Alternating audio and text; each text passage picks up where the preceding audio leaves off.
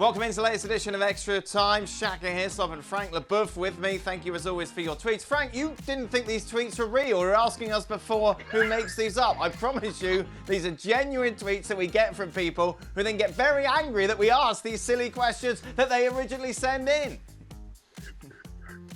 Why are you getting so upset? That was a question off first, so something you shouldn't repeat to the people because I don't know.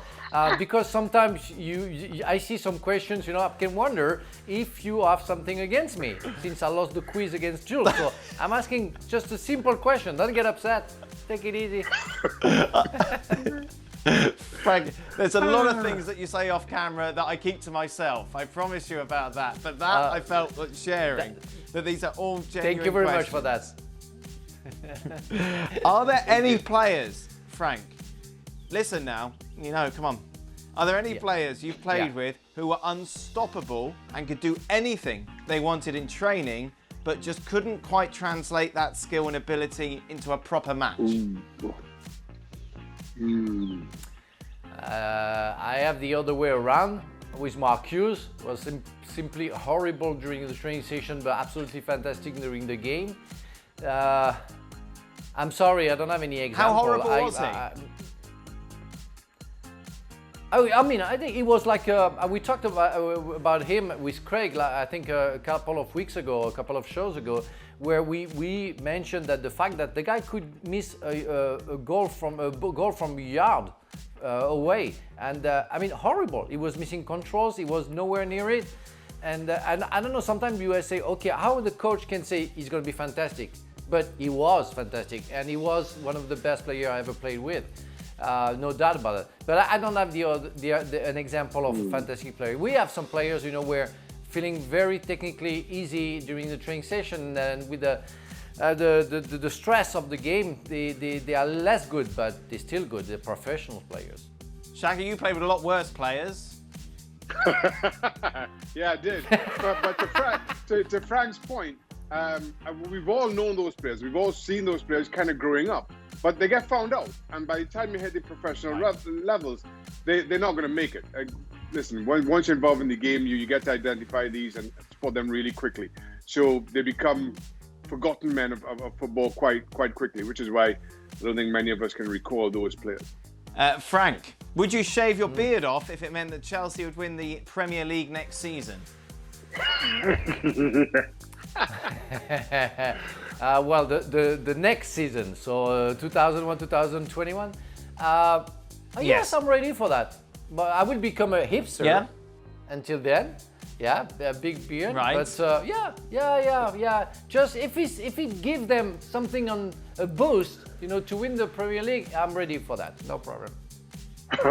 Did you ever consider wearing a wig, Frank, for the old hair? No. I'm not Elton John, and I think it doesn't fit. But maybe in an acting role, you'd have to wear one.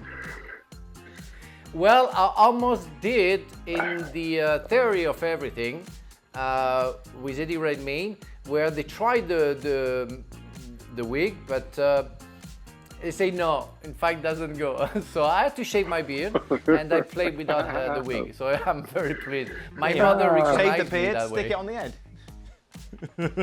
Yeah. Okay. Oh my God, that's nice. Shaka. Ooh. Yes, Dan? Caribbean rivalry here. Which team would win if they played the 1998 Jamaican World Cup team or the 2006 Trinidad and Tobago World Cup side? What kind of question is that? 2006 Trinidad and Tobago team. Yeah. I didn't think it was a real game. Be over by halftime. Where's Robbie Earl when you need him? He's hiding. That's where he is. He's hiding. Okay. Who was better? Here we go. At controlling the pace of the game, Zidane or Xavi?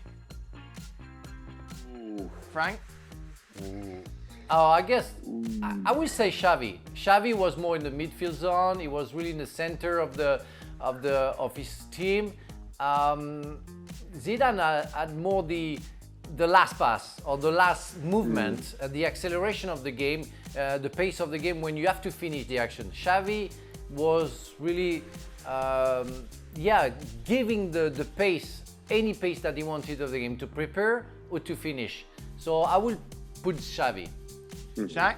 Yeah, totally agree. I think Zidane was a bigger threat in the attacking third, but just in terms of slowing the game down, if it was getting away from Barcelona or speeding it up when they were on top, I don't think anybody, I can think of anybody in the game comes anywhere close to Xavi in that single regard. Just a reminder, these are all real tweets. Watching a lot of Premiership years, does Shaka realise he conceded a lot of goals at his near post? What was your question? Yeah, Wasn't a question, he more of doesn't a- understand that one. More of an observation, Shaka, that you conceded a lot of goals at your near post.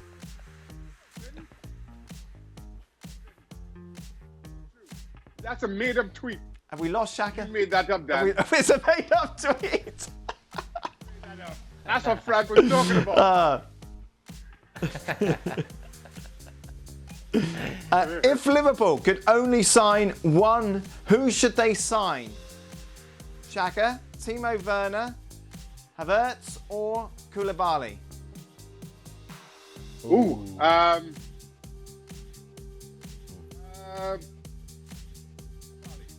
I think maybe that's the easiest fit. I'm not sure that Werner or Havertz fits into the current Liverpool team that seamlessly. Who have you got, Frank? I will go for Havertz. I think really? In the midfield zone he can help the club to even get better if it's possible. You've only seen him I'm play very once. fan of Koulibaly. Yeah, no, that's not true. I mean, you made up comments. You know, you don't make up the question, but you made up comments. That's unbelievable. When did you? Are you living with me 24 hours? I mean, that's unbelievable. Unbelievable. That's my answer, and I stick to it. Havertz will fit Liverpool. That's it. No explanation. Final question. Now, of course, last week, Shaka released his power rankings of intelligence regarding the FC pundits. At the top was himself, was Gab. At the bottom, Steve Nicol and Frank Leboeuf. Stevie responded, Shaka, very much critical of your hairstyle at the moment. yeah. And listen, I can't argue with that. Hold on. First of all, I did not have myself on top of my power rankings. That position belongs exclusively to Gab. And what can I say? I'm as embarrassed about my hairstyle as Stevie's alluding to. I threatened to cut it all off, but my wife said no. So sorry, you all have to live with it. Notice Frankie doesn't deny putting you at the bottom with Stevie. Yeah. That's not true, Frank. You know what? That is not true. Thank you. He made that up again. You are the guy who makes stories up. That's it. You are the one. We found you. That's it. Thank you very much, gents. I'm off tomorrow. Sebi's here. He'll be much nicer. He won't be making up stories or tweets. Be sure to join us then. Good. He's off.